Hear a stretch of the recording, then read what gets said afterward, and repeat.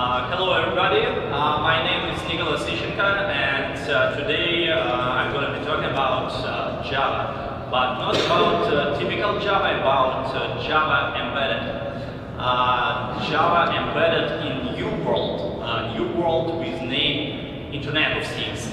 And a little spoiler, my face can be read a few minutes ago because I typically have some typical English mistakes, and sorry for that, because this my speech is a first speech in English, and I'm a little bit nervous. Let's talk about short agenda for today. I will present you our chewing gum machine, which was modified by us, and the next things will be covered. Our research aims. After that, I will share with you some details about our project Smile, and also we'll talk about Amazon services that we were used.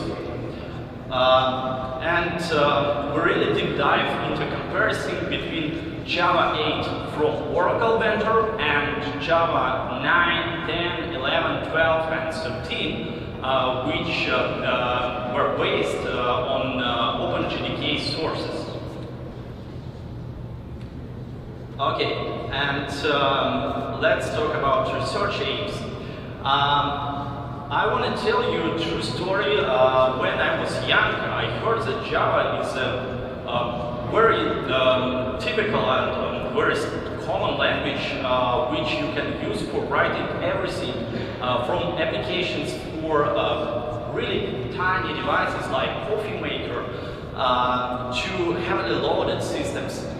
But some period of time, vector of using this language moved from using on tiny devices to huge mainframes. Another thing is our curiosity. For us, it was so interesting to know how we can use Java not only on tiny devices separated from each other, but on devices from new era. And name of this era, yes, and as you can realize, Internet of Things. Okay, and a few words about Project Smile. What we've done, we have upgraded to a chewing gum machine, and this machine will give you a chewing gum just in one case, if you are Smile. How does it work? You should take a photo. This photo will be sent to amazing cloud, it's my English, sorry, to Amazon cloud. I hope that after this mistake, Amazon will give me a lot of Amazon services for free, but it's not exactly. After receiving this photo, it will be processed and it will be recognized by Amazon services. And if you are smiled on photo, backend application sends a signal to the vending machine for giving you a chewing gum. And you can ask me, Nicholas, why do you make that? Because we want to see our colleagues are smiled, and let's look at them. That works. Oh, sorry, a lot of animation. Okay, about this part, about Amazon services. Let's talk about that. Before this slide, all Amazon stuff was like a black box, and what do we use under the hood? Mobile application sends photo to the EC3 instance where our project hosts. After that, this photo will be stored on the S3 storage, and by the link, it will be recognized by Amazon Recognition Service.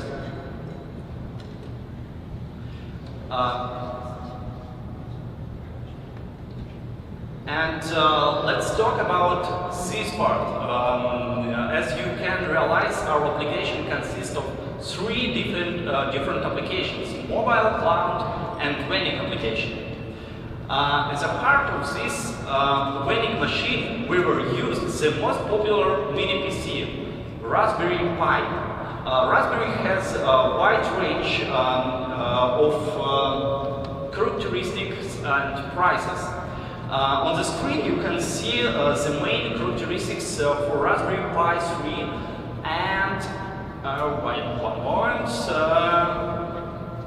Oh, that's a magic. And on my palm you can see Raspberry Pi 0W. This is a really tiny computer, and this computer more or less than my business card, as you can see.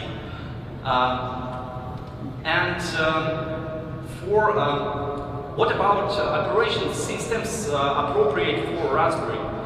You can set up a minimum of 33 operation systems, but 8 of them recommended for using. And the most popular from all of them is a special Debian and Raspberry, some like a synergy. I have a Debian, I have a Raspberry, Raspbian. And why I was telling you about operation systems? Because some of them will be available for downloading with pre-installed Java version 8 and distributed by Oracle. Is it good or is it bad? And what can we use as an analog? Let's figure it out. Let's look at this arch nemesis, Oracle, Java, and OpenJDK. What's wrong with Java 7 or Java 8 embedded versions from Oracle? Nothing. You can download them from the Oracle site without any effort.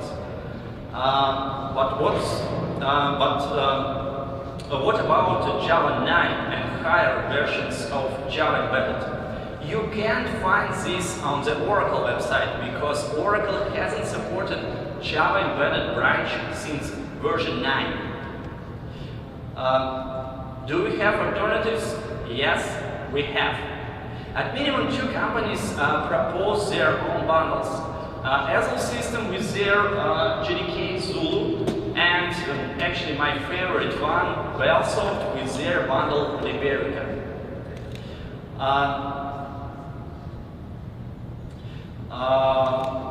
When you have really tiny devices, you should also have really tiny Java.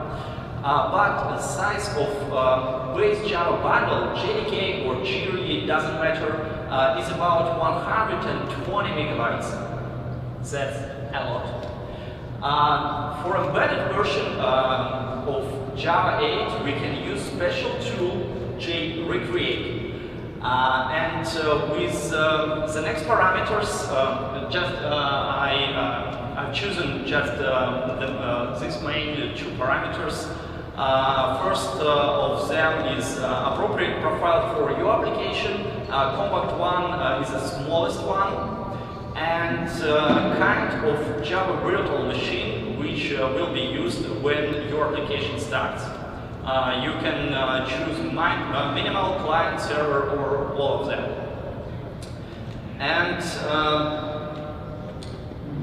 I've built the smallest Java bundle from Oracle, and the size of this bundle will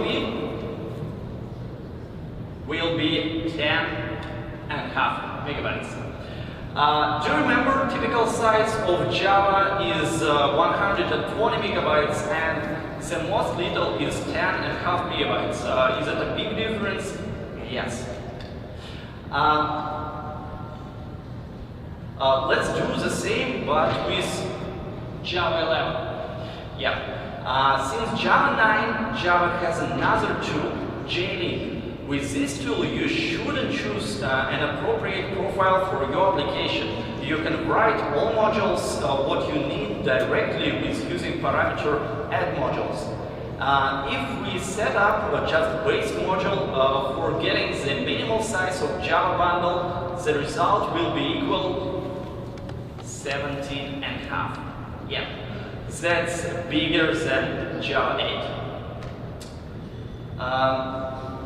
Another important thing in IoT sphere is application start time. Why is it important? because your client should have available for using device in a few seconds after switching on.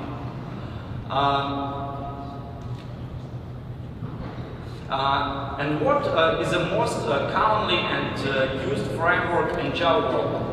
Who can ask on this question? Where is Max? Okay, I will ask. Spring. Spring framework is the most popular, yeah. And this framework isn't appropriate for developing applications that can start fast, because Spring is doing a lot of things when your application starts. Package scanning, application context fitting, object wrapping, and other stuff with using a lot of reflection. In general, reflection is a bad idea for reasons of performance, as you know. And we've moved our application from Spring to Micronaut framework. And what is the most what is the most killer feature of this Micronaut framework is annotation processing. With this feature, I mean annotation processing, Micronaut for wrapping objects or for dependency injection or for aspect-oriented programming use this feature, I mean annotation processing. And all of this functionality are generated at the compilation time, not on the startup time as Spring does. As a result, with this framework, programmer will wait more, but clients will wait less. Another thing for decreasing start time is like a Java feature, and name of this feature application class data sharing. What does this feature about? JVM does some work before your class will be uploaded to the memory, like looking the class in a jar file, loading it, verifying bytecode, pulling it into an internal data structure. With using this feature, your application will save all this ready and verified data structure from memory to an archive, and you can use this archive every time when your application starts without all these steps. And let's do that by console commands. First of all, create Java shared archive, then start an application with setting up parameter each share. For creating a proof, I've written a simple program and I've done some benchmark. My Hello World application has been started 100 times with using CDS and without it. Let's look at the results. As you can see, these results, and I can say moreover, we use the same feature for Smile application, and it starts faster, also about 30%. And the main thing and the most important thing in this comparison, let's talk about cost. It's not a secret that Oracle loves money. And according to this fact, you must pay for each of used Java embedded virtual machine distributed by Oracle. As you remember, this Java from Oracle vendor could be pre-installed in your Raspberry operation system. But if you use this Java in production without payment, you will break the law. At this slide, you can find a proof link with the document, and according to the document, you can count the amount of money per your device. And as an example, I've prepared calculations for 2 Raspberry devices.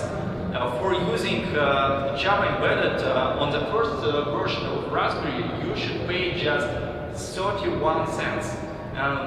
That's not so much, but for using Java on the third version of Raspberry Pi with a more powerful processor, you must pay $10.71. That's really good price, because this third version of Raspberry Pi costs only 35 maybe bucks.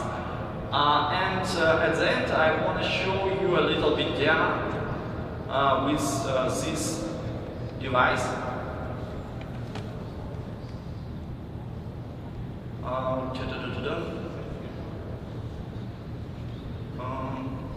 Where is my mouse?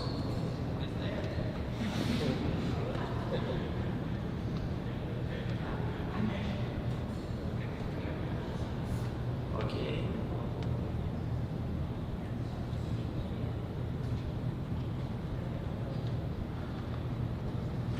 Okay. Robert, could you help me?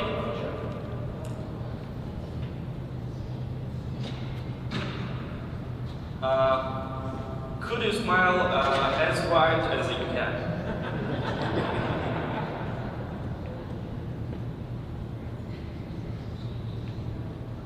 Let's try.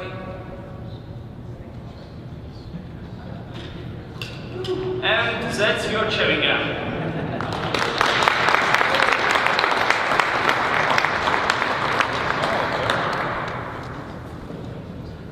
Okay guys, let's come back to the presentation, and we have just one slide. Where is it? Where is it? Okay. Okay, I can just say you one thing at the end. From this presentation, you should remember just one thing. Oh, sorry, another my English mistake. You must remember just one main thing. If you smile just for fun, you can smile for chewing gum. That's it. Thank you for